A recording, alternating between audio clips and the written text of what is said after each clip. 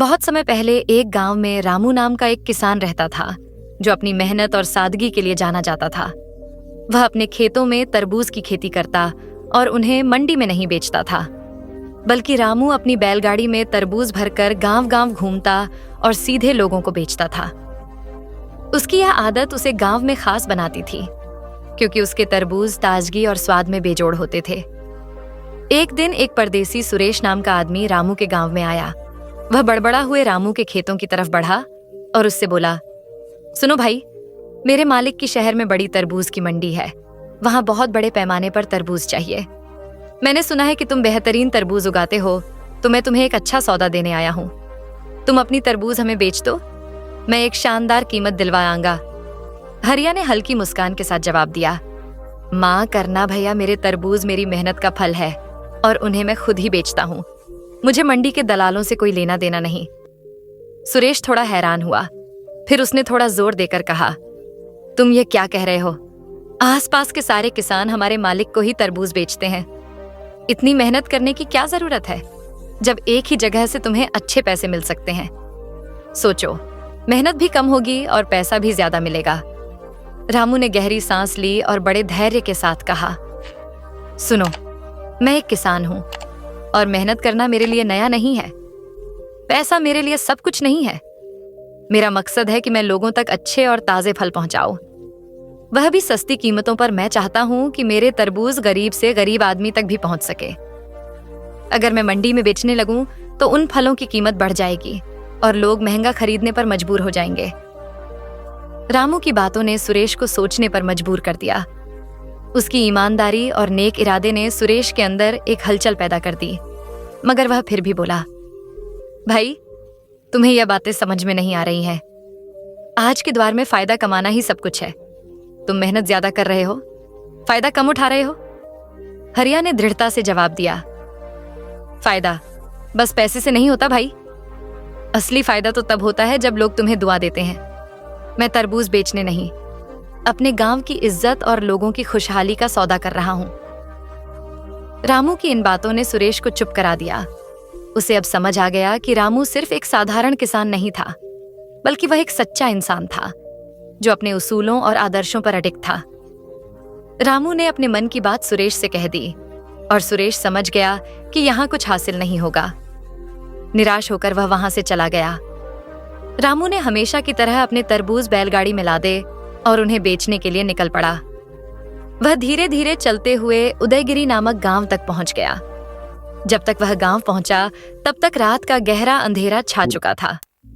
थके हुए बैलों को देखकर रामू ने सोचा, अब रात यहीं कहीं गुजार लेता हूं। सुबह सुबह उठकर फिर व्यापार करूंगा। रामू अपनी बैलगाड़ी आगे बढ़ा ही रहा था कि एक बड़े और भव्य घर के सामने एक आदमी खड़ा दिखा। वह व्यक्ति उसकी तरफ बढ़ा और बोला, भाई, तुम तो हमारे गांव के नहीं लगते। कौन से गांव से हो? रामू ने विनम्रता से जवाब दिया, भैया, मेरा नाम रामू है और मैं गंगापुर गांव से आया हूं। ये तरबूज बेचने के लिए निकला था, पर बैल थक चुके हैं। अब सोच रहा हूं कि रात यहीं कहीं गुजार लूं। सुबह सुबह फिर से आगे बढ़ जाऊंगा। आप तो बहुत अमीर लगते हो क्या? इस गांव में रात ठहरने के लिए कोई जगह मिल सकती है? हरिया की इस विनम्रता को देखकर अमीर आदमी, जिसका नाम दुर्गेश था, मुस्कुराते हुए बोला, अरे भाई, इसमें इतनी विनती करने की क्या जरूरत है? हमारे गांव में कोई ठिकाना नहीं मिलेगा क्या? इतना बड़ा घर है मेरा, तुम आराम से यहीं रुक जाओ, कहीं और जाने की कोई जरूरत नहीं है।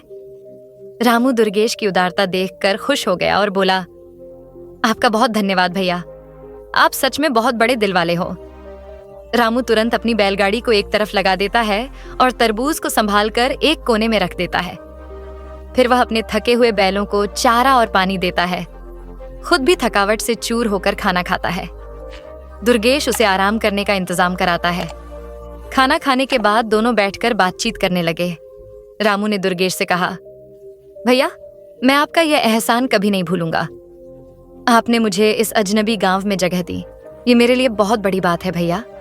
सच में आपके जैसे लोग आज भी इस धरती पर हैं, तभी हम जैसे साधारण लोग जी पा रहे हैं। अगर आप ना मिलते तो आज रात ना जाने मुझे इस गांव में कितनी तकलीफ होती। यह सुनकर दुर्गेश हंसा और बोला, अरे, इसमें कौन सी बड़ी बात है रामू? इंसान अगर एक दूसरे की मदद नहीं करेगा तो फिर दुनिया कैसे चलेगी? तुम तो मुझे बहुत मेहनती और ईमानदार आमी लगते हो। ऐसे किसानों की मदद करना तो मेरी जिम्मेदारी है। अच्छा ये बताओ, ये तरबूज तुम्हारे अपने खेत के हैं या किसी व्यापारी से लेकर बेचने निकले हो? रामू मुस्कुराते हुए बोला, नहीं भैया, ये मेरे अपने खेत की फसल है। मैं कोई व्यापारी से खरीद कर बेचने वाला नहीं हूं। इतना बड़ा आदमी भी नहीं हूं और ना ही ऐसी लालच है।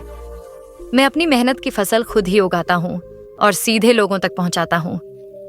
फिर हरिया ने अपना दिल खोलकर दुर्गेश को अपने व्यापार और उद्देश्य के बारे में बताया।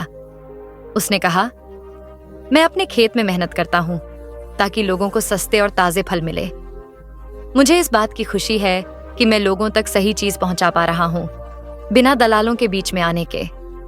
दुर्गेश ने रामू की बातों को ध्यान से सुना और फिर कहा, हर किसान अगर तुम्हारी तरह सोचे तो कितना अच्छा हो। लोगों को कम पैसों में शुद्ध और अच्छे फल मिलेंगे।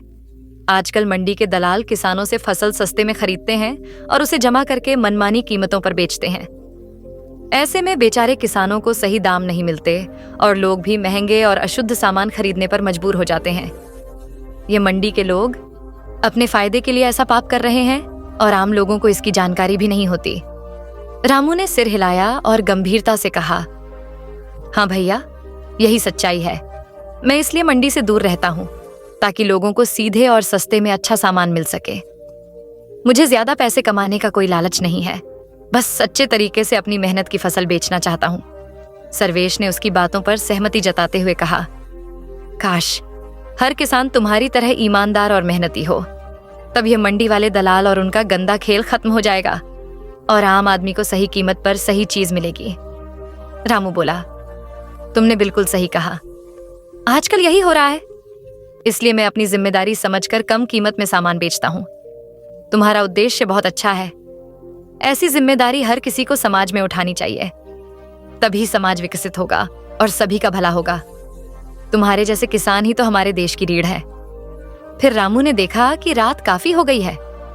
तुम्हें सुबह जल्दी उठकर निकलना है ना, तुम आज रात आराम से यहां सो जाओ, कहकर दुर्गेश अपने कमरे में सोने चला जाता है। रामू आंगन में लेटकर सोचने लगा, दुर्गेश कितना अच्छा इंसान है।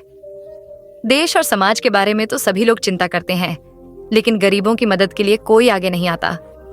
पर यह ऐसा इंसान नहीं है। इसका मन सच में बहुत साफ है।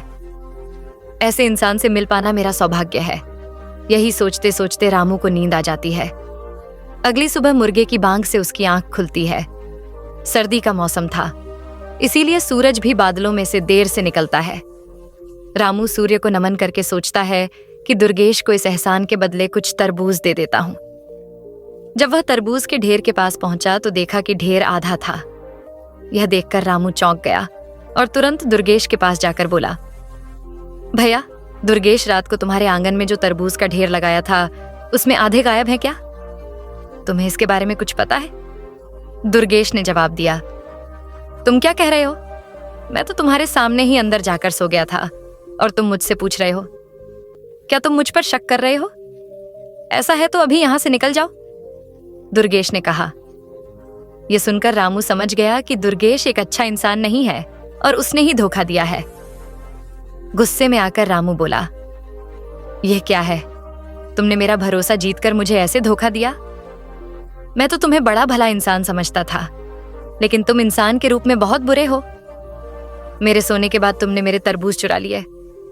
इस पर दुर्गेश ने कहा, क्या तुम्हारा दिमाग ठीक है? जिस थाली में खाया उसी में छेद कर रहे हो। मुझसे मदद मांगकर मुझ पर ही झूठा आरोप लगा रहे हो। छी, तुम्हें इस घर में जगह दी, ये मेरी गलती थी। ऐसा लग रहा है जैसे मैंने खुद ही मुसी मोल ले ली। तुम्हें रात गुजारने के लिए जगह दी, ये मेरी बड़ी भूल थी। रात को तुम्हारी बातों से लग रहा था कि तुम बहुत ही ईमानदार किसान हो, लेकिन इतने बेईमान निकलोगे ये नहीं सोचा था दुर्गेश की। यह बात सुनकर हरिया का गुस्सा और बढ़ गया। वह बोला, एक तो चोरी, ऊपर से सीना जोरी कर रहे हो। अब एक शब्द भी झूठ मत बोलना। चुपचाप मेरे चुराए तरबूज लौटा दो, मैं यहां से चला जाऊंगा, दुर्गेश ने जवाब दिया। अच्छा, पहले तू शराफत से मेरे घर से निकल जा। एक पल भी यहां रुका तो मैं अपने आदमियों को बुलाकर तुझे धक्के मारकर निकलवाऊंगा। मैंने तेरी बकवास बहुत सुन ली। लेकिन अब मैं चुप नहीं रहने वाला, क्योंकि तू कुछ ज्यादा ही बोल रहा है। रामू ने यह सब सुनकर सोच लिया कि अब इससे बात करना बेकार है। वह बाकी बचे तरबूज अपनी गाड़ी में लाद कर वहां से निकल पड़ा और सीधे उस गांव के मुखिया के पास पहुंच गया। रामू ने मुखिया को दुर्गेश के यहाँ जो कुछ हुआ विस्तार से बताया और उस पर आरोप लगाया। उसने कहा, मुखिया जी, दुर्गेश ने रात में मेरे तरबूज चुराए हैं। मैंने सोचा था कि वह एक अच्छा इंसान है, लेकिन उसने मुझे धोखा दिया। मेरे सोने के बाद उसने तरबूज का आधा ढेर गायब कर दिया। मुखिया ने उसकी सारी बातें सुनकर कहा, अगर सच में तुम्हारे तरबूज दुर्गेश ने चुराए हैं तो उन्हें वापस दिलाना कोई बड़ी बात नहीं है, लेकिन तुम कह रहे हो कि वह बहुत बड़ा आदमी है, तो क्या इतना बड़ा आदमी ऐसा काम करेगा? क्या यह किसी और ने नहीं किया? मैं यही सोच रहा हूं। ठीक है, उससे बात करने के बाद ही कोई निर्णय लेंगे। ऐसा कहकर मुखिया अपने आदमियों के जरिए दुर्गेश के लिए बुलावा भेजता है। दुर्गेश वहां आकर मुखिया से कहता है, भैया मैं निर्दोष हूं। मैंने इस व्यापारी को रात में अपने घर में सोने की जगह दी और यह मुझ पर ही आरोप लगा रहा है। मुझे इसके तरबूज चुराने की कोई आवश्यकता नहीं। मेरे खुद के खेत में भी अच्छे खासे तरबूज उगे हुए हैं, लेकिन यह ऐसा आरोप क्यों लगा रहा है? मुझे समझ नहीं आ रहा। मुखिया ने उसकी बात सुनकर कहा, तुम सच कह रहे हो, मुझे भी यही लगता है, लेकिन चोरी तुम्हारे घर में हुई है, इसलिए यह चोरी तुमने नहीं की। यह तुम्हें ही साबित करना होगा। इसीलिए तुम्हारे खेत में जो तरबूज उगे हैं उनमें से एक तरबूज लेकर आओ। यह सुनते ही दुर्गेश अपने खेत से तरबूज लाने के लिए चला जाता है। उसके जाने के बाद गांव के मुखिया ने रामू से एक बार फिर पूरी बात पूछी और उसकी सारी बातें ध्यान से सुनी। इसी बीच दुर्गेश तरबूज लेकर वापस आता है। मुखिया रामू की गाड़ी से भी एक तरबूज मंगवा है। गांव के मुखिया ने दोनों तरबूज को एक जगह रखवाया और वहां कुछ और लोग भी मौजूद थे। मुखिया ने कहा, इसका नाम है दामू। यह सब्जियां और फल की गुणवत्ता के बारे में अच्छे से जानता है। इस समस्या का हल यह निकाल देगा दामू। क्या तुम जानते हो कि यह दोनों तरबूज एक ही खेत के हैं या फिर अलग अलग खेत के दामू? दोनों तरबूज को गौर से देखने लगा और बोला, दोनों तरबूज को देखने पर तो इनमें कोई फर्क नजर नहीं आ रहा, छक्कर देखने पर ही बता पाऊंगा। मुखिया ने कहा, अगर ऐसा है तो तुरंत इन्हें छको और मुझे बताओ। दामू ने दुर्गेश के लाए हुए तरबूज को एक छोटे से चाकू से जरा सा काटा और जैसे ही उसने उसे छका, उसे तुरंत द्वारा पड़ गया। वह हाथ पैर मारने लगा। मुखिया ने तब दूसरे आदमी से कहा, शास्त्री, देखो तो जरा दामू को क्या हुआ है। यह तो अच्छा है कि तुम यहां पर हो। देखो, कहीं ये मर ना जाए, इसे बचाना होगा। मुखिया की यह बात सुनकर शास्त्री ने दुर्गेश के लाए तरबूज की जांच की और कहा, भैया, यह तरबूज तो जहरीला है, इसके अंदर जहर है, इसलिए दामू की जान को खतरा है। इसे बचाने के लिए तुरंत देसी दवाई खिलानी पड़ेगी। फिर वैद्य ने दामू को गाड़ी में लाद कर ले जाने लगा। तब मुखिया ने दुर्गेश से कहा, दुर्गेश, ये किस तरह की हरकत है? खेत में जहरीला तरबूज उगाकर तुम लोगों को जान से मारोगे।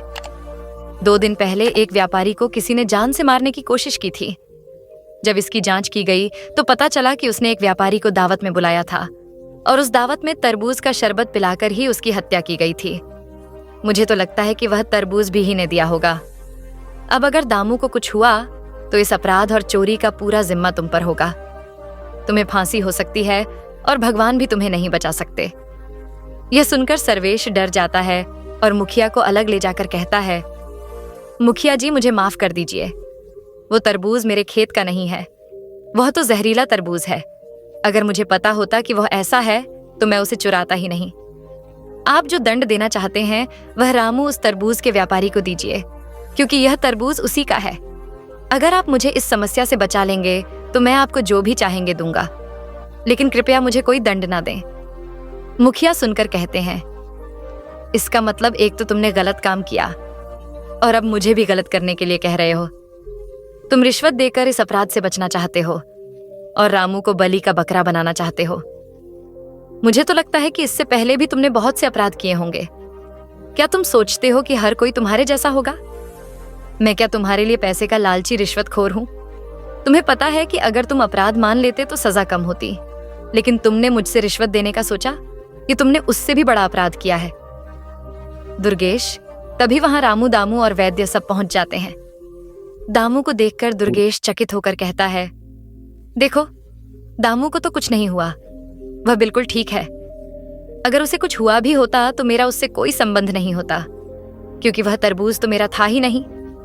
तरबूज मैंने चुराया, मैं अपराध स्वीकार करता हूं, लेकिन वो जहरीला तरबूज मेरा नहीं है। इसीलिए जैसा तुमने कहा, हत्या का मामला और इस हत्या के प्रयास से मेरा कोई लेना देना नहीं है। यह सुनकर मुखिया ने कहा, कम से कम अब तुमने अपराध स्वीकार कर लिया है, तुमने ही तरबूज चुराए हैं, और यह तुम्हारी जुबान से सुनने के लिए ही हमने यह नाटक किया था। दामू को सब्जियों का ज्ञान नहीं है और ना ही वह कोई शास्त्रीय वैद्य है।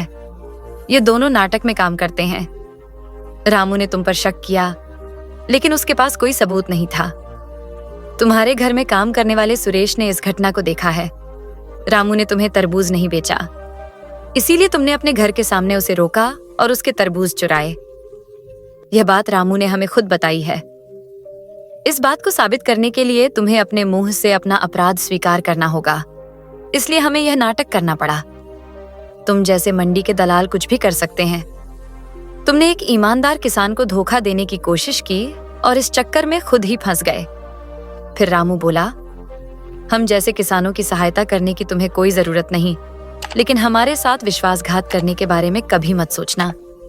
तुम जैसे मंडी के दलालों की वजह से कई किसानों ने नुकसान उठाया और आत्महत्या तक की उनके परिवार बेघर हो गए। किसानों की खेती पर भरोसा करना तुम्हें गिरा हुआ काम लगता है। यह सुनकर मुखिया ने कहा, तुम बिल्कुल सही कह रहे हो। हरिया मैं ऊपरी अधिकारियों से बात करूंगा ताकि किसानों को कोई समस्या ना आए।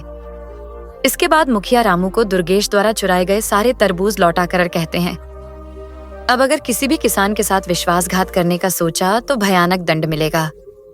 ये बात पूरे गांव में बता दो और मंडी के जितने भी दलाल हैं वे भी इसे जान लें। रामू की इस कहानी को सुनकर गांव के सारे किसान उसकी बहुत सराहना करते हैं और सब किसान रामू की तरह अपनी सारी उपज लोगों के बीच जाकर बेचने लगे। तो दोस्तों, ये कहानी आपको कैसी लगी? हमें कमेंट बॉक्स में जरूर बताएं। उम्मीद है कि ये कहानी आपको पसंद आई होगी। तो वीडियो को लाइक करें और शेयर करें और आपके अपने पौराणिक कथा चैनल को सब्सक्राइब भी करें। तो मिलते हैं आपसे एक नए वीडियो के माध्यम से।